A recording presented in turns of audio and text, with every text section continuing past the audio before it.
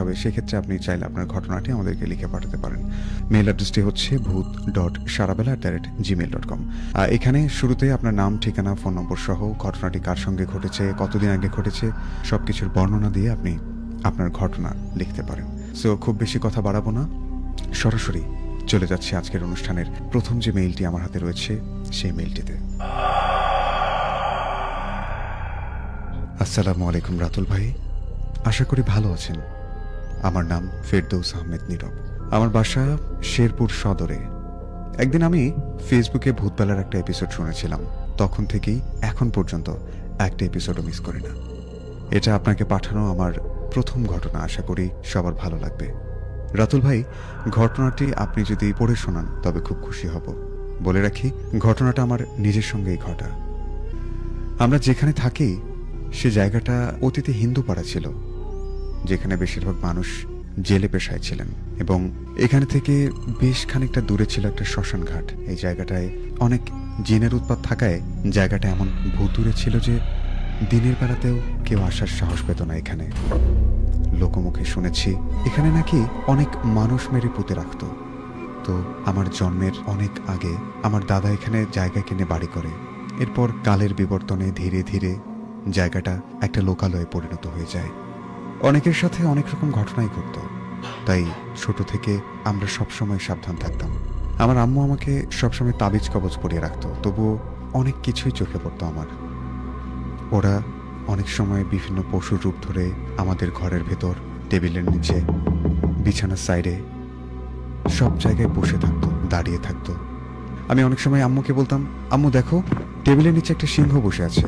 আবার কখনো বলতাম বাঘ। আমি ছোট ছিলাম, এমন অনেক কিছুই আমার চোখে পড়তো যা দেখে আমি প্রচুর ভয় পেতাম, অনেক কান্না করতাম। তবে ওরা শুধু বসেই থাকতো, কিন্তু আমার কোনো ক্ষতি করতো না। এভাবেই অনেক সময় স্বপ্নেও ভয় পেতাম, মাঝে মাঝে কান্না করতাম, এবং প্রচুর ভয়ে বেশ কিছুদিন জ্বরেও ভুগতাম। ছোটবেলা থেকে এভাবেই বড় হয়েছি, তবে মাঝে মাঝে ভুলে যেতাম যে এই জায়গাটা খারাপ, এখানে আমাদের সাবধানে থাকতে হবে। সময়টা ছিল 2015। সবে আমার প্রাথমিকের সমাপনী পরীক্ষা শেষ হয়েছে। যেহেতু পরীক্ষা শেষ এবং সামনে অনেকগুলো দিন ছুটি, তাই অনেকটা আনন্দে মেতেছিলাম। ছোট ছিলাম, তাই খেলাধুলার প্রতি ঝোঁকটা ছিল বেশি। আমার পরীক্ষা শেষ হওয়ায় পরদিন দুপুরবেলা আমি এবং আমার চাচাতো বোন লতা পাতা দিয়ে রান্নাবান্না খেলছিলাম। হঠাৎ করে আমার চাচাতো বোন বলল, চল বাড়ির পেছনে পুকুর পাড়ে ছোট ছোট কচু গাছগুলো আছে, ওগুলো নিয়ে আসি, তাহলে ওগুলো দিয়ে মাছ খেলতে পারবো। ওর কথা শুনে আমি বললাম, ঠিক আছে চল যাই তাহলে। এরপরে দুজনেই গেলাম। ঠিক 2টো পর্যন্ত খেলা করে ঘরে যখন আসি তখন দেখি আম্মু ইলিশ মাছ ভেজেছে। খেয়ে আবার খেলতে যাই। সারাদিন সবকিছু ঠিকই ছিল, কিন্তু বিপত্তি ঘটল সেদিন রাত্রে। তখন রাত 9টা বাজে। যেহেতু তাড়াতাড়ি ঘুমাতাম, তাই ঘুমানোর জন্য তৈরি হচ্ছিলাম। বিছানা ঠিক করতে করতে হুট করে পাশে থাকা ড্রেসিং টেবিলের আয়নাতে আমার চোখ যায়। অতঃপর আমি আয়নাতে যা দেখি তা দেখার জন্য কোনোভাবেই প্রস্তুত ছিলাম না রাতুল ভাই। আয়নাতে আমার বিকৃত চেহারা দেখেছিলাম, যা ক্রমশ খারাপ হয়ে যাচ্ছিল। হঠাৎ আমি এই দৃশ্য দেখে থ বনে যাই। কাউকে কিছু বলতে পারছিলাম না। চুপচাপ নিজের রুম ছেড়ে আম্মুর রুমে গিয়ে বসি, কোনো কথা না বলে। তখন আমার আব্বুও ছিল বাসায়। প্রথমে আমাকে ওই অবস্থায় কেউ খেয়াল করেনি। হঠাৎ আম্মু খেয়াল করে যে আমি চুপ হয়ে আছি, কিছু বলছি না, কিন্তু আমার চোখে পানি ছলছল করছে। আম্মু এসে আমাকে বলছে, কি হয়েছে তোর? আমার কোনো উত্তর না পেয়ে বুঝতে পারে কিছু একটা হয়েছে আমার। আম্মু আবারও জিজ্ঞাসা করে আমি কিছু দেখেছি কিনা। কি বলবো? তখন আমি চাইলেও আমার মুখ দিয়ে কোনো কথা বলতে পারছিলাম না। আব্বু ভেবেছে আমি হয়তোবা একটু ভয় পেয়েছি, তাই আব্বু আর আমাকে ধমকে সুরে বলছিল, তোকে কোরআন পড়া শিখিয়েছি, সূরা তো পারিস, পড়, সব ঠিক হয়ে যাবে। আব্বুর কথা শুনে আমি কান্না করে দেই। তখন আমার অবস্থা বেগতিক দেখে আমার আম্মু আমার দাদিকে ডাকে। আমার দাদি এসে আমাকে দোয়া পড়ে ঝাড়ফুঁক দিচ্ছিল। তখন আমার কান্না থেমে যায়, কিন্তু আমি ঠিক হই না। আমার অবস্থা এমন হয় যে আমি একদমই ছোট বাচ্চাদের মতো হয়ে যাই। আমার শাহাদাতার মধ্যমা আঙুল নাকের 2 ছিদ্রের মধ্যে দিয়ে আমার বুড়ো আঙুলটা চুষতে থাকি। তখন আমার অবস্থা দেখে সবাই ভয় পেয়ে যায়। আমার আব্বু দ্রুত আমার দাদাকে হুজুর ডেকে আনতে বলে। তবে দাদা মসজিদে গিয়ে যখন দেখে হুজুর নেই, এরপর বাড়িতে ফিরে আসে। আর রাত বাড়ার সাথে সাথে আমার বাচ্চা মেয়েটাও বাড়তে থাকে।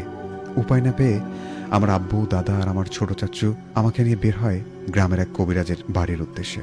যাওয়ার পথে আমাদের বাড়ির পাশের বাগানে 3টা আলো দেখতে পাই। বিষয়টা আমার মনে নেই, পরে শুনেছিলাম। তারা দোয়া দরুদ পড়তে পড়তে সেই বাড়িতে যায়। তবে ওই সময় সে আমাদের কোনো সাহায্য করেনি, অর্থাৎ কবিরাজের কথা বলেছে। পরে বাসায় ফিরে আসে আমাকে নিয়ে। সবাই সারা রাত জেগে আমাকে দোয়া দরুদ পড়ে ঝাড়ফুঁক দিতে থাকে। আমি সারা রাত বাচ্চামো করে সবাইকে জ্বালাতে থাকি। এই বয়সেও বাচ্চাদের মতো বিছানা নষ্ট করে ফেলি। তখন ফজরের আজান দেয়, তখন হুট করে আমি ঠিক হয়ে যাই। সকালে একজন মৌলানাকে আনা হয়। সে আমাকে দেখে বলে ছোট জিন আমার ভিতরে এসেছিল, আমাকে তাবিজ ও পানি পড়া দেয়। তবে আমি তখনও সুস্থ হই না, আরও বেশি অসুস্থ হয়ে পড়ি। তখন আমাকে ধরে রাখা মুশকিল হয়ে পড়ে। তখন আমার বড় মা অর্থাৎ আমার আম্মুর নানিকে খবর দেওয়া হয়। তার সাথে অনেক ভালো জিন ছিল, যা আমাদের অনেক উপকার করত। আমরা অসুস্থ হলে চিকিৎসা করে সুস্থ করে তুলত। আমার বড় মা আসলে সাথে জিন হাজির করা হয় এবং বলে ওটা খুব খারাপ জিন, আমরা ওর সাথে পারবো না। এবং একজন মহিলা কবিরাজের কথা বলেন তিনি, তার কাছে নিয়ে যেতে বলা হয়। তখন আমাকে সবাই ওই কবিরাজের কাছে নিয়ে যায়। তখন সে বলে ইলিশ মাছ খেয়ে পশ্চিমের পুকুর পাড়ে খেলতে গিয়েছিল, ওখান থেকে উঠে এসেছে মেটে জিন। জিনটা বাচ্চা ছেলে এবং খুব খারাপ, যেটাকে জাইরা বলা হয়। একসময় পুকুর পাড়ে ওই বাচ্চা জিনটাকে পুঁতে রাখা হয়েছিল। তারপর যখন আপনার ছেলে ইলিশ মাছ ভাজা খেয়ে ওখানে গিয়েছিল, তখন ওকে আক্রমণ করে, অর্থাৎ আসর করে। তারপরে তিনি তাবিজ এবং পানি পড়া দেন, যেগুলো ব্যবহার করে আমি সুস্থ হয়ে উঠি। তার প্রায় 2 বছর আমার আর কোনো সমস্যা হয়নি। রাতুল ভাই ঘটনাটা পড়ে শোনালে আমাকে ইমেলে রিপ্লাই দিয়েন। ভূতবেলা অনেক দূরে যাক এই প্রত্যাশা রাখি। আজকের মতো এখানেই বিদায় নিচ্ছি। আমি ফেরদৌস আহমেদ নীরব। ধন্যবাদ। ফেরদৌস আহমেদ নীরব আমাদেরকে ঘটনাটি পাঠিয়েছিলেন শেরপুর থেকে। আশা করি আপনাদের সকলেরই ভালো লেগেছে।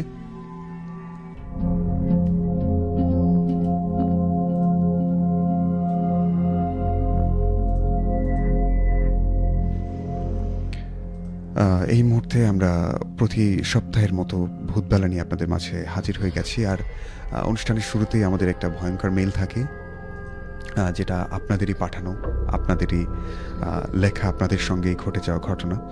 সো আমার কাছে ভালোই লেগেছে। এখন আপনারা লিখে জানান যে আপনাদের কেমন লাগছে বা কেমন লেগেছে। আর আপনাদের কাছে যদি এমন কোনো ঘটনা থেকে থাকে, আপনি চাইলে আমাদেরকে জানাতে পারেন। আপনি আমাদের স্টুডিওতে এসে আপনার ঘটনা শেয়ার করতে পারেন, অথবা যদি গাইবান্ধার বাইরে থেকে থাকেন আপনি, বা গাইবান্ধার বাইরে থেকে আমাদেরকে দেখে থাকেন অথচ ঘটনা শেয়ার করতে চান, সেক্ষেত্রে আপনি চাইলে আপনার ঘটনা আমাদেরকে লিখে পাঠাতে পারেন। আমাদের মেইল অ্যাড্রেসটি হচ্ছে bhoot.sharabela@gmail.com। সো এই মুহূর্তে আমি দেখতে পাচ্ছি আমাদের রেডিও সারাবেলার যে ফেসবুক পেজটি রয়েছে, সেখান থেকে আমরা লাইভ করছি। বরাবরের মতোই আমরা লাইভ করি। তো সেখানে দেখতে পাচ্ছি অনেকেই যুক্ত হয়ে গেছেন এবং লিখছেন তাদের কথাবার্তাগুলো।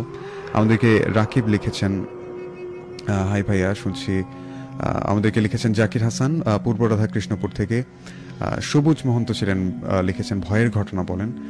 রাহি ছিলেন আমাদের সাথে, আসসালামু আলাইকুম ভাইয়া, গোডাউন বাজার থেকে। খন্দকার মেহেদী হাসান মানু ছিলেন লালমনিরহাট থেকে।